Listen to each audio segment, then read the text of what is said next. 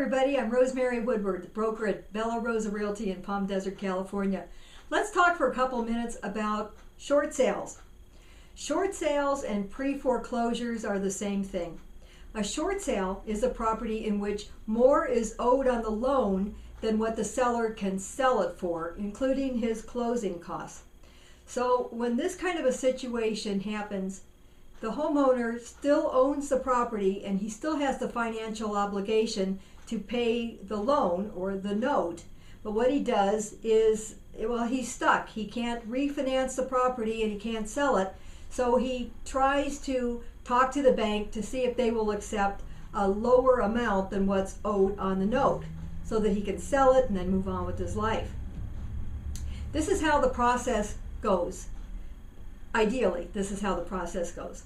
Okay, the seller lists the house and he lists it at a price that he thinks is fair and attractive. If he doesn't get any offers, then he drops the price. When he finally gets an offer, he accepts it, but he tells the buyer that the sale is going to be contingent on the bank also accepting the offer.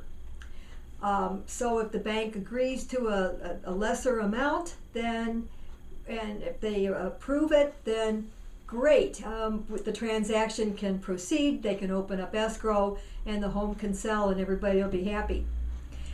But it doesn't usually happen quite that easily. As most of you have probably heard, short sales can take a long, long time. What some of you don't know is that it's not just really a matter of taking a long time. And if that was the case, the key would be just having patience. But see, that's not really it, because what happens in all reality is the bank does not approve about 8 out of 10 of these requests. Not at any price. It has nothing to do with the price that's offered. What it has to do with is the homeowner who is requesting the short sale. And there's a lot of reasons why somebody can be denied this, but one of the reasons is that maybe the homeowner is not really in a desperate financial condition. I mean, it's, you know, if somebody is just upside down on their loan, which means that they owe more than what they can sell the house for, in the bank's opinion, that's not really a good enough reason. So that's not considered enough of a reason. They have to be able to prove that they are really in a bad financial situation. So what you might be asking yourself is, well, how would that make a short sale fall apart? I mean, can't they find out ahead of time what, you know, what's going to happen, if they're going to be approved and at what price? Well, that's the tricky part of the short sale. And the answer is no. A homeowner cannot find out if they're going to be approved and at what price the short sale is going to be approved until they submit an entire request to the bank. And that can be really thick. There's a lot of forms, there's a lot of information that the bank is going to require from this homeowner. They're not going to make it easy for the homeowner. They don't want every single person doing a short sale, so they make it really hard. One of the things that has to be in this file in order for the resolution manager, which is the guy at the bank that takes a look at this, one of the things that they have to see in there is an offer. So to have a complete file, there has to be an offer to purchase. So that's why sometimes on these short sales, they will be listed at a price that is not anything that the bank has already said that they will take. See, the seller will list the property. If he's not getting an offer, he lowers it, and he lowers it again, and he lowers it again, and he lowers it again until it's at a really attractive and exciting price, and then he starts getting offers. So a complete file is a file that has an offer. And to a buyer who's just submitting an offer on some of these and thinking that if he offers, you know, very close to that list price, he should be able to get it. And that's where, you know, that's where the misconception really comes from, is that this list price may not have been anything that anything that the bank has ever agreed that, you know, that they will take. Okay, well, let me continue on here. Let's say that an offer comes in and a buyer gets an acceptance from a seller, and he knows it's going to be contingent on the bank approving this. Okay, the seller, of course, is going to accept any offer because he's not going to make any money on it anyway, so he's not going to really give a counter and all that. The seller just accepts it, and then they go on to the bank.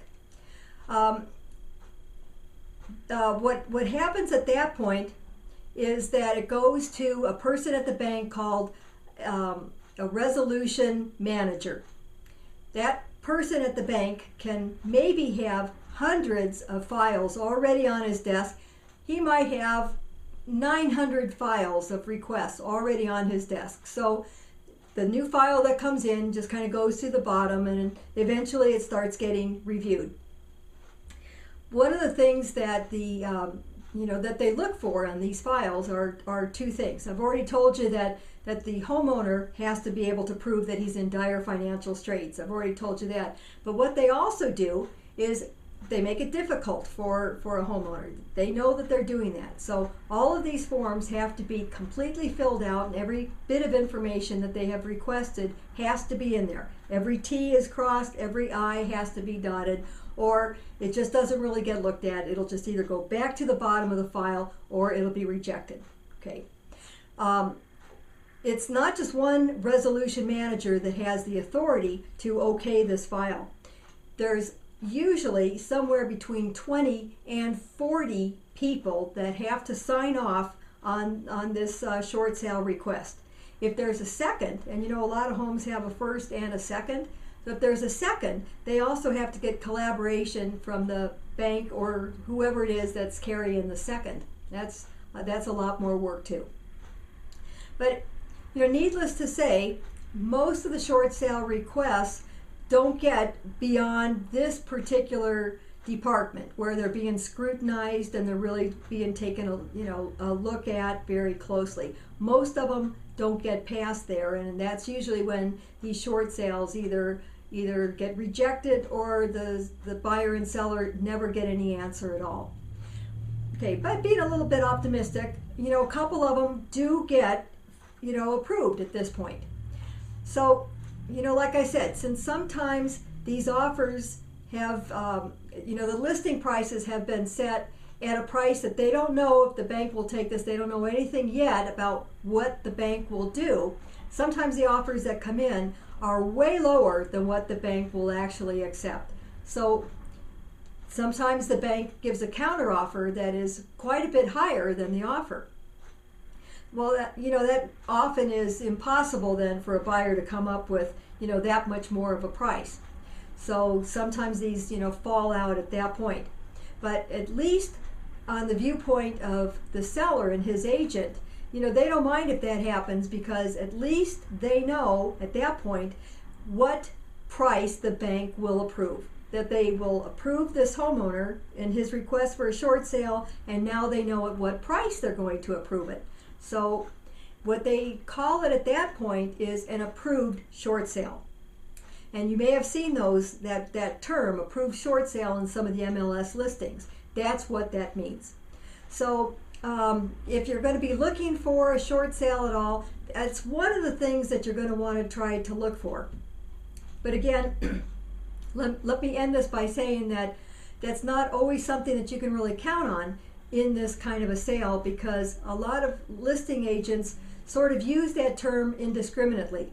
I don't know if it's because they just don't really know what that term is, or whether it's just a marketing thing, to get people to submit their offer, or what. But I have often seen things that say approved short sale, and they're still just on the market for months and months. So, it seems to me that it really wasn't a genuine approved short sale. So, about 2 out of 10 of these listed short sales actually do close. About, a few of them actually are able to go through the process.